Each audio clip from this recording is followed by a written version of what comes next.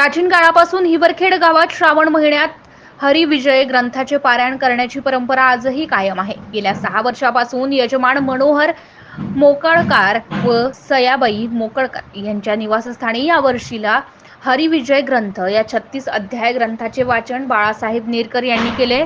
आजच्या आधुनिक युगात लोप पावत चाललेल्या नीतिमूल्याची जपणूक करण्याची शिकवण या ग्रंथाच्या माध्यमातून देण्यात येते। श्रावण मासात संपूर्ण महिनाभर सुरू असलेल्या आणि विजय ग्रंथाची महाप्रसादाने सांगता करण्यात आली।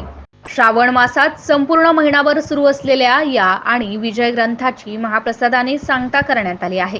ग्रंथपूजन प्रसंगी मुकिंदा उंबरकार, सौलक्ष्मी उंबरकार, गोपाल अढाव, कल्पना अढाव या यजमानांनी ग्रंथपूजन केले, तर विमल उंबरकार, गीता इंगळे, इंदू तायडे, उर्मिला उंबरकार, कुसुम मानकर, सुशीला क्षीरसागर, सुनंदा भटकर, नलू इंगळे, सौ वनिता इंगळे, अनुसया यजमान या सर्वांचे सहकार्याने कथावाचक पती पत्नीचा नवीन कपडे देऊन सन्मान करण्यात आलाय।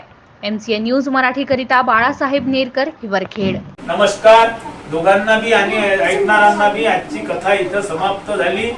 सर्वांना अशीच विनंती की श्रीकृष्णाचं आणि श्रीरामाचं, पंढरीच्या तुकारामाचं असो की महाभारत असो की भगवंताचं कोणतेही भागवत असो, ते श्रवण करताना आपल्या लहान लहान लेकरेले भविष्य आधी काळात सनातन धर्माच्या युगात भगवंताचे काय प्रेम होते, कशा लीला होत्या, ह्या ते लेकरेले माहित पडलं पाहिजे। आजच्या युगात सनातन युग हे हिंदुत्व धर्माच्या नुसार चालत आलेले आहे। साधू संतांच्या नसून साधू संतांच्या काय तर परमेश्वराच्या अनंत लीला या पृथ्वी तलावर झालेल्या आहेत।